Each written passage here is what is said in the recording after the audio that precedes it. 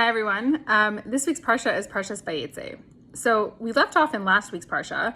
Yaakov has sort of wrestled away the birthright from Esav, and his parents Yitzchak and Rivka were worried about his safety after that and asked him to leave his hometown of Beersheba and travel to his uncle Lavan's house in Haran. And Yaakov does that. He leaves everything behind. He takes a short detour on the way to Lavan's house and studies in the yeshiva Shem Ve'ever for 14 years. He does nothing but sit and work on himself and study Torah. After that, he continues to Lavan's house. And of course, we know there's a lot of detail about what happens, his arrival there, what transpires with him and Lavan, the negotiations, that he wants to marry Rachel. She's switched with Leah. And we really get a lot of detail about the entire story. As we know, the Torah doesn't include anything extraneous, any level of detail. And the Ramban says that everything that we learn that happens to our avos and our imahos, our predecessors, of course, is not just a recounting of our history, but is something that we can learn from every day. So first question is, in general, what do we learn from this entire story? What can we sort of take home about the story that can apply to us today? And a second really interesting detail is something that is mentioned constantly throughout this parsha is sheep. The presence of sheep. The first thing that Yaakov sees when he arrives in Haran is sheep surrounding a well.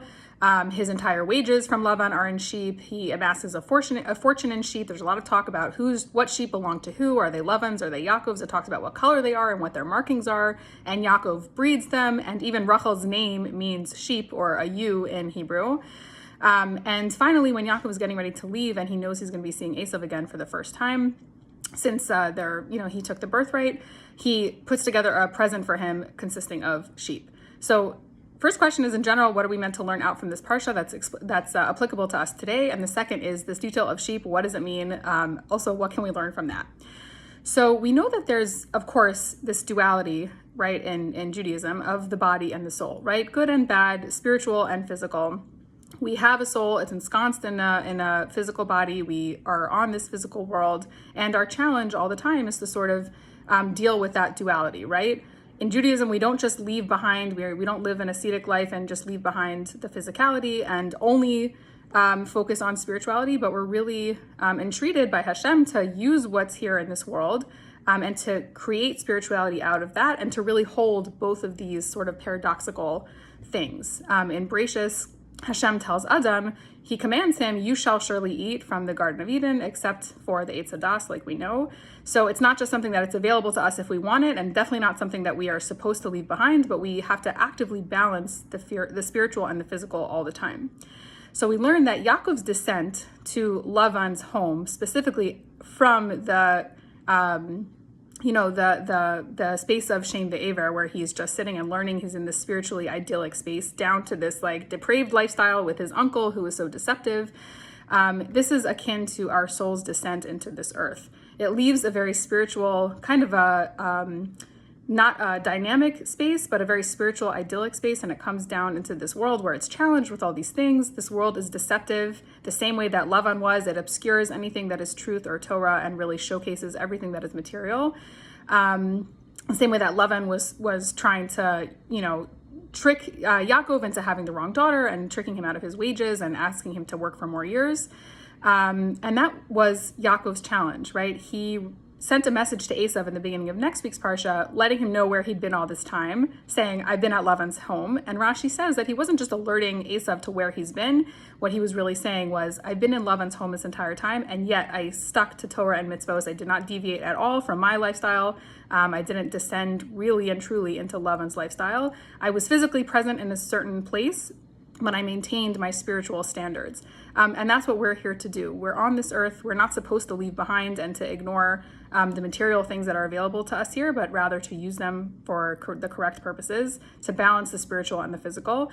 And we see that even after Yaakov leaves Lavan's home, he did not only leave unscathed, like he was the same person as when he came, he didn't change for the negative, but he actually left very enriched, much more enriched than when he came. He had 4 wives, his entire family, his children, his 12 sons that would eventually become the nation of the Jewish people, as well as a material fortune. And that's sort of what we're supposed to be here to do. It's one thing to be learning in yeshiva Shem Ve'ever, which is pure and holy and spiritual, but without being involved in the challenge of this world, there's no way for us to have children, to do mitzvos, and to maintain a spiritual presence long after our own lives are over. And we have to make sure that our descent into this world is for the purpose of a higher and a greater ascent afterwards. Again, most notably, before he went to Lavan's house, he didn't have any children, and there was no way of his continuing all this wonderful Torah learning that he was doing. There was no way to have that exist in the world in a permanent way. So the second question is, why are the sheep mentioned? What do we learn from that? And we know a lot of our illustrious leaders started off as shepherds. Sheep play a role, and the comparison of shepherd and sheep come up often.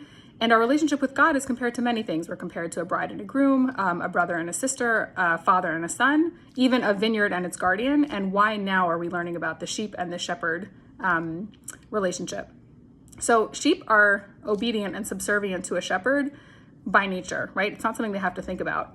A son may be obedient to a father out of love or out of fear, but there is some thought behind it. And of course, we strive to connect to God and to understand him and his ways, and, to love him and to follow him because of things that we can understand and see. But many times we will be called upon to follow the Torah way of life, even when truth and Torah are obscured, the same way they were for Yaakov in Lavan's home, especially when Rachel was switched. He may have had no idea, of course, why Hashem was putting him through that challenge.